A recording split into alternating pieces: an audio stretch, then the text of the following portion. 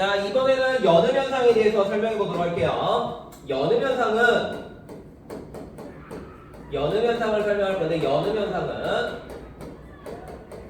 쉬우면서도 생각보다 되게 까다롭습니다. 왜냐면 여기 형태소의 개념이 결합되기 때문에 그래요.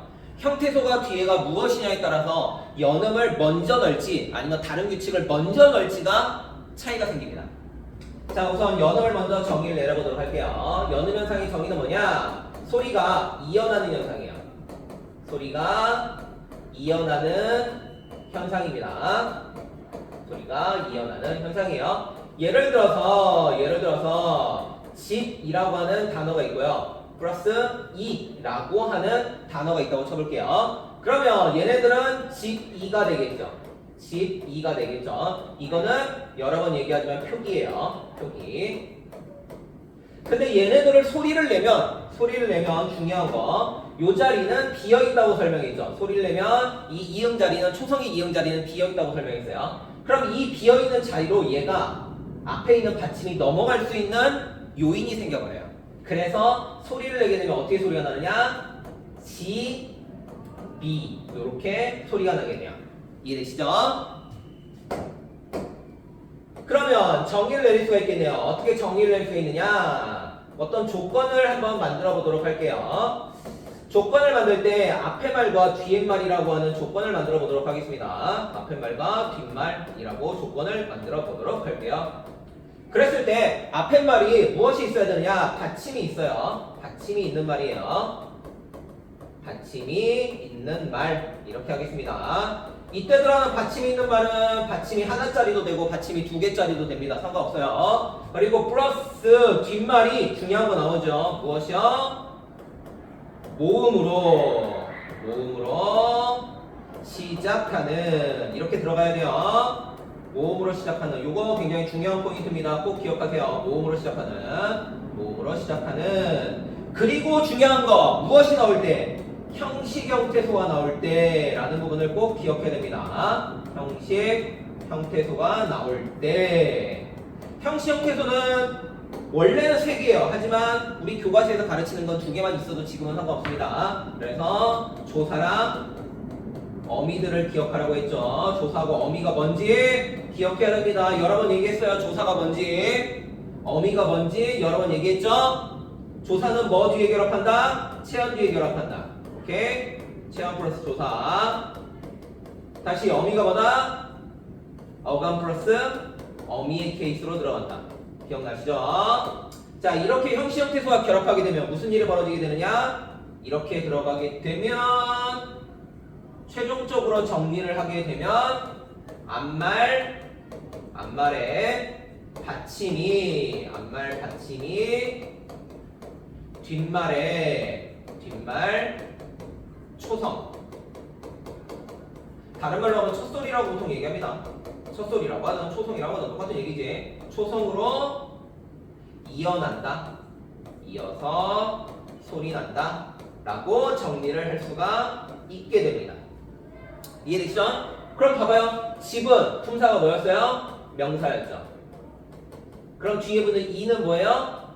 조사죠. 그러니까 뒤에가 비어있죠. 모음으로 시작하는 형식 형태소죠. 그렇기 때문에 넘겨서 집이 이렇게 쓸 수가 있게 되는 거예요. 다른 예시도 들어볼게요. 이건 겹받침 자리도 설명해 줄게요. 꽃기역, 닭, 플러스 을 이렇게 들어갑니다.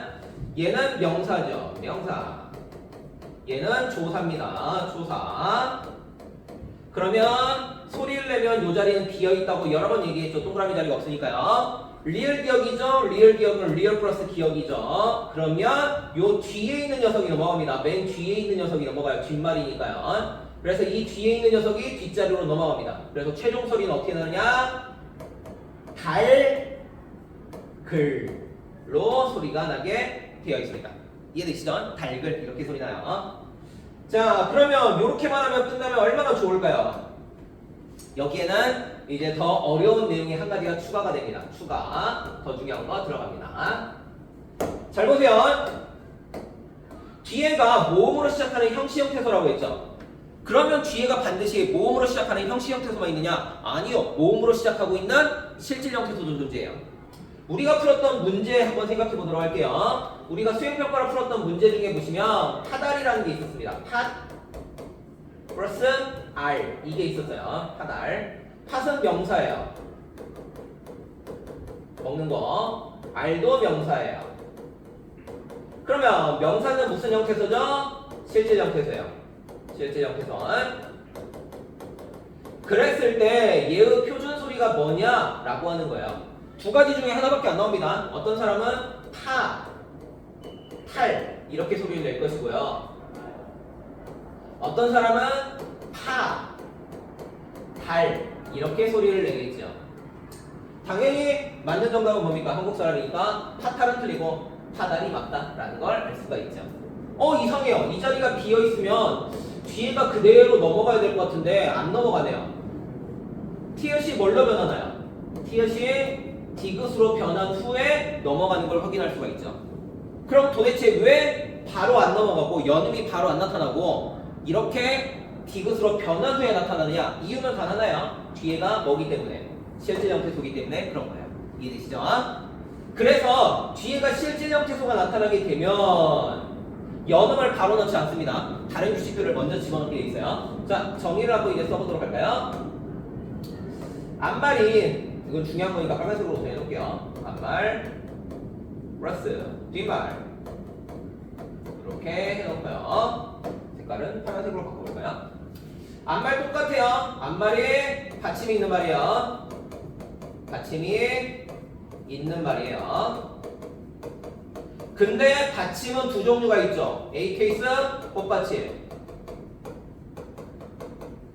꽃받침 케이스. B 케이스, 겹받침 케이스. 받침 두 개짜리들 이렇게 있을 거예요. 자, 여기에 뭐가 맞나요? 뒷말이 나옵니다. 근데 그 뒷말이 모음으로 시작하는 실질 형태소가 결합돼요. 실질 형태소가 결합하게 되어 있습니다. 그러면 무슨 일이 벌어지게 되느냐? 이렇게 되면 연음이 바로 나타나지 않습니다. 다른 규칙을 먼저 넣어요. 자, A 케이스 꽃받침일 때에는 무슨 규칙을 먼저 넣느냐? 음절의 끝소리 규칙이에요. 앞에서 배웠죠? 음절의 끝소리 규칙을 먼저 넣습니다. 그리고 겹받침일 때는 뭐를 넣느냐? 겹받침에 들어갈 수 있는 규칙은 하나밖에 없죠. 뭐요? 자음분 단순화요. 자음분 단순화를 먼저 씁니다. 자음분 단순화 먼저 쓰고 그 다음에 연음이 들어가요. 그 다음에 연음 현상이 나타나게 되어 있습니다. 이게 먼저예요. 그리고 연음이 이어집니다. 예시를 하나씩 들어보도록 하겠습니다. 예시를 하나씩 들어보도록 할게요. 여기 있는 거 쭉 땡겨서 예시를 만들어 보도록 할게요. 자, A 케이스의 예시를 만들어 보도록 하겠습니다. A 케이스의 예시. 많이 썼던 예시죠? 꽃안이 있었던 거 기억하죠? 꽃, 안이요. 둘 다 명사. 둘 다 명사입니다. 그러니까 당연히 뒤에가 실질이에요. 그리고 여기가 모음으로 시작하고 있죠. 그러면 제1번 어떤 규칙을 넣으라고 했어요? 음절의 끝소리 규칙이죠.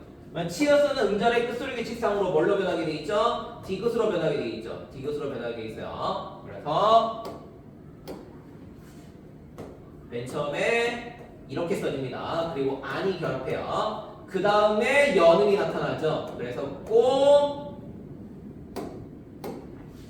디귿, 단 이렇게 써지게 됩니다. 이해되시죠? 어렵지 않죠? 다른 것도 한번 해보도록 할게요. 이번에는 B 케이스 얘기를 써보도록 하겠습니다. B 케이스 얘기요. B 케이스 얘기는 이런 예시들이죠. 흙 플러스 위. 둘 다 명사예요.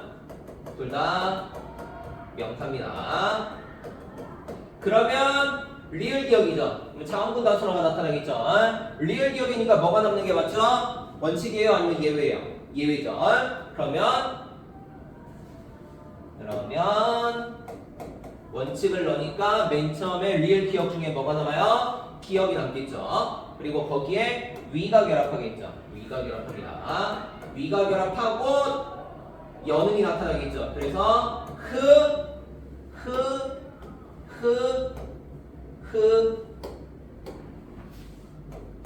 귀 이렇게 써지게 되는 겁니다. 이해되시죠? 어렵지 않죠?